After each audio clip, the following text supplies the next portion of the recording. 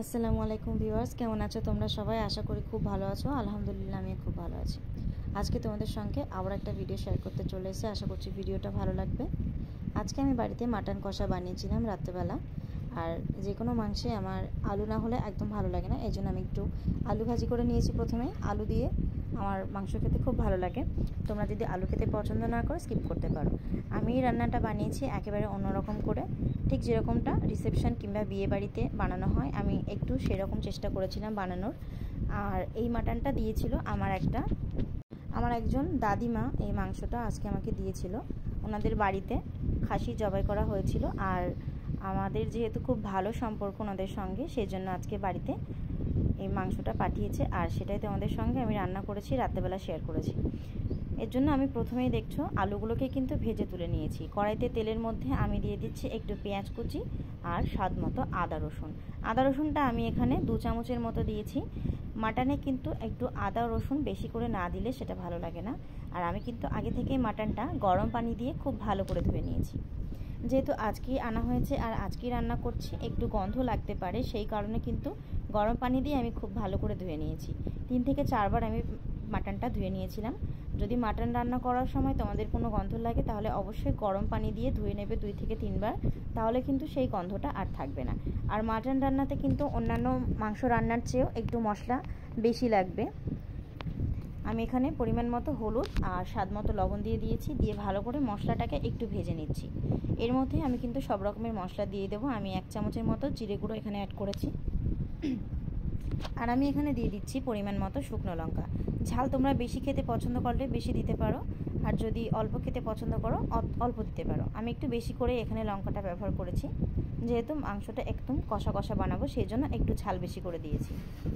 এখন তো আমাদের এখানে খাসির মাংস প্রায় 800 থেকে 850 টাকা কিলো। অতটা সামর্থ্য নেই যে এখন এরকম একটা সিচুয়েশনের মধ্যে মাংস কিনে নিয়ে এসে রান্না করব। এই জন্যই আজকে যে মাটনটা পেয়েছিলাম আমি সেটাতেই রান্নাটা কমপ্লিট করেছি।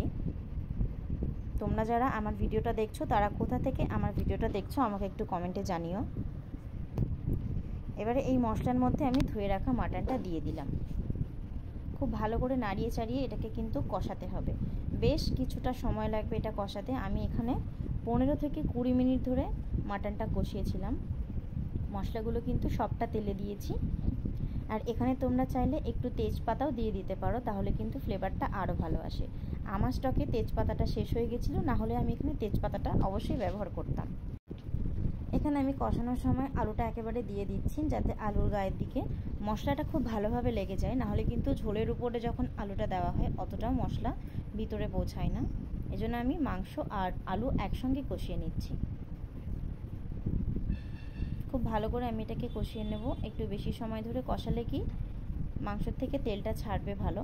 আর যেহেতু এই মাংসতে বেশি একটা তেল ছিলও না, সেই জন্য কিন্তু আমি তেলটা একটু বেশি করে দিয়েছি। হালকা একটু পানি দিয়ে দিলাম যাতে নিচের দিকে মশলাটা পুড়ে না যায়। এবারে এই পানিতে আমি মাংসটা কষাতে দিয়ে দেব। একটু ঢাকা দিয়ে রাখছি।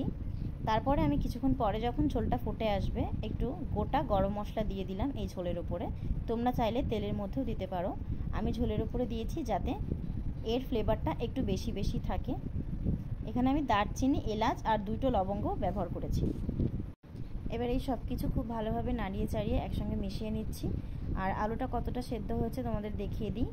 আলু কিন্তু 50% সেদ্ধ হয়ে গেছে, আর একটু বাকি আছে, সেটা কিন্তু ঝোল দেওয়ার পরে সেদ্ধ হয়ে যাবে। আমি আরও কিছুক্ষণ কষিয়ে নেব, তেলটা ছাড়া পর্যন্ত অপেক্ষা করব। দেখতে পাচ্ছ তেলটা কিন্তু অলরেডি ছেড়ে দিয়েছে, আর তেলটা ছাড়ার পরে দেখাই যাচ্ছে যে অনেকটা কিন্তু মাংস আলু সবটাই সিদ্ধ হয়ে গেছে। আমি আরও কিছুক্ষণ এটাকে কষিয়ে নেব। যতটা পরিমাণে তোমরা কষাবে ততই কিন্তু টেস্ট হবে। আর আজকের এই মাংসটা কিন্তু দারুণ টেস্ট হয়েছিল, একেবারে রিসেপশনের মতো টেস্ট কিন্তু হয়েছিল। আমি একটু চেষ্টা করেছিলাম আর সেটা কিন্তু হয়েছিল। তোমরা যদি অবশ্যই এরকম করে একবার মাটন বাড়িতে ট্রাই করো তাহলে কিন্তু বিয়ে বাড়ি কিংবা রিসেপশনের মতোই টেস্ট পাবে। আর এখান থেকে আমি একটু কষা মাংস তুলে রাখছি, যেহেতু আমাদের বাড়িতে মাংস রান্না করলেই আমার হাজব্যান্ড কষা মাংস খেতে খুবই ভালোবাসে। এই জন্য এখান থেকে 1 পিস কষা মাংস আমি ওর জন্য তুলে রাখছি। এবারে পরিমাণ মতো ঝোল দিয়ে দিচ্ছি, কিছুক্ষণের জন্য ঢাকা দিয়ে রাখবো। আমি এখানে খুব বেশি ঝোল ব্যবহার করব না, আলুটা যাতে পুরোপুরি সেদ্ধ হয়ে যায় সেই মতো আমি এখানে ঝোলটা দিয়েছি। মাংসটা একটু কষা কষায় আমি রাখবো। এবারে এটাকে আমি ঢাকা দিয়ে দিচ্ছি 15 মিনিটের জন্য। কালকে চলে আসবো কিন্তু আবারও নতুন কোনো রান্নার ভিডিও নিয়ে। আমি চেষ্টা করব আবারও কিছু একটা রান্না করার। আমার এখনও কিছু অ্যারেঞ্জ করা নেই, তবে আমি কালকের মধ্যেই কিছু একটা অ্যারেঞ্জ করে আবার তোমাদের সঙ্গে শেয়ার করব। আজকের মতো এখানে শেষ করছি বন্ধুরা। ভালো থেকো, সুস্থ থেকো, আল্লাহ হাফিজ।